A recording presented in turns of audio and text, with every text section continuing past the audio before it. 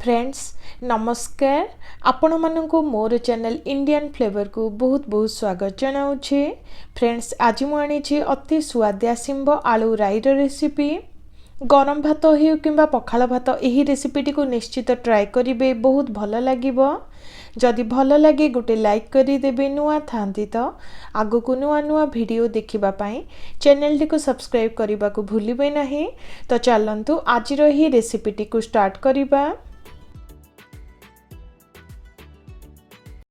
Friends एठी मु गोटे केजी हेब सिंब को भल भाव धोइला परे दुई साइड को एहीपरी काढ़ी नहीं। प्रथमे चलतु बेसर टी प्रस्तुत करवा। 1.5 चामच हेब सोरिष को बतुरी नहीं, ता सहित 4टी सुखिला लंका को नहीं। एबे सेथिरे अधे चामच हेब जीरा को दबा, ता सहित 1 चामच हेब धनिया को देउछि। एठी देखंतु 5 रु 6टी कला मरीच को नहीं, ता सहित 2टी मीडियम साइज रसुणर कोड़ को दबा, छोटिया खंडे अदा को देउछि। फ्रेंड्स एबे दरकार हिसाब रे सेथिरे पानी को दे चिकन करी बाटी नबा। देखंतु चिकन करी बाटी नेली, बेसर बटाटी रेडी ही गला। एबे चलंतु तरकारी प्रस्तुत करिबा। फ्रेंड्स एठी मु गोटे कड़ाई को नहीं, प्रथमे सेथिरे 2 रु 3 चामच हेब सोरिष तेल को गरम करि नबा। सोरिष तेल द्वारा तरकारी रो टेस्ट बहुत सुंदर आसी थाए। देखंतु तेल गरम हे आसिलानी। एबे सेथिरे 1 चामच हेब पंच फुटण, 2टी सुखिला लंका, ता सहित अल्प टिके हेंगु को दे हल्का टिके भाजी नबा।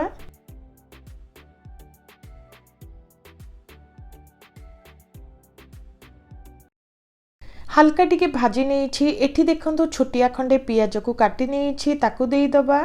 पियाज को दे प्राय 1 मिनिट पई हल्का भाजी नबा। फ्रेंड्स आलू सिझिबारे टिके टाइम लगी थाए। एठी मु 2टी मीडियम साइज आलू रो चोपा को काढ़ी एही परी टिके लंबा लंबा करी काटी नहीं। आलू को दे दबा। आलू को देला परे प्राय 2 रु 3 मिनिट पई टिके बादामी रंग आसिला जाय भाजी नेउछि।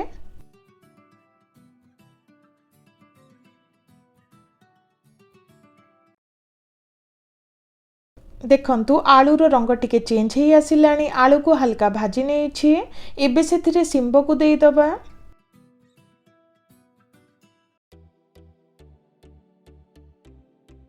फ्रेंड्स सिंब को देला परे एबे दरकार हिसाब रे सेथिरे प्राय अधे चामच हेब लुण को देउछि, ता सहित 1 चामच हेब हळदी गुंड को दे दबा।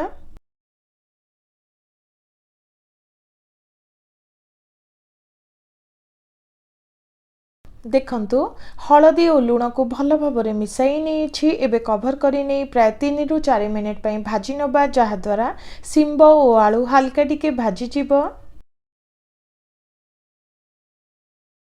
प्राय 3 रु 4 मिनिट पई भाजी नहीं। एबे सेथिरे बेसर बटा को दे दबा।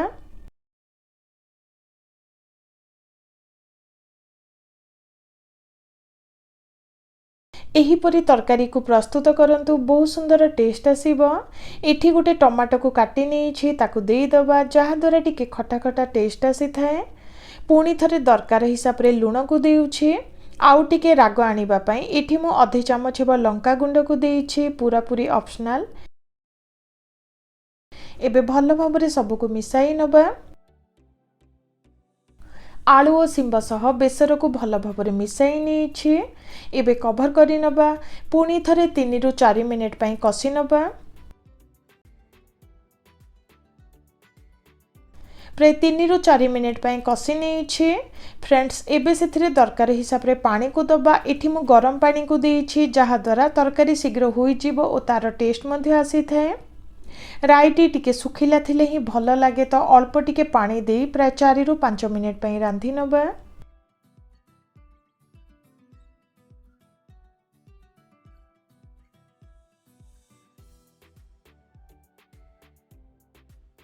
देखंतु प्राय 4 रु 5 मिनिट पई रांधी नेली। फ्रेंड्स देखंतु सिंब और आलू भल भाव सिझी गलानी। राईटी टिके सुखिला दरकार, तो पुणी थरे 2 रु 3 मिनिट पई रांधी नबा। तो फ्रेंड्स देखंतु सिंब आलू राईटी आमर प्रस्तुत हो गला। देखंतु देखिबा को जेमिति खाइबा पई मध्य बहुत सुआदिया। निश्चित ट्राए करिवे। आशा करूछि आपण मानको पसंद आसीबो। जदि भल लगे गोटे लाइक करि देबे। नुआ थांती तो आगु को नुआ नुआ वीडियो देखिबा पई चैनल टी को सब्सक्राइब करबा को भूलिबे नहीं। रहुछि नमस्कार।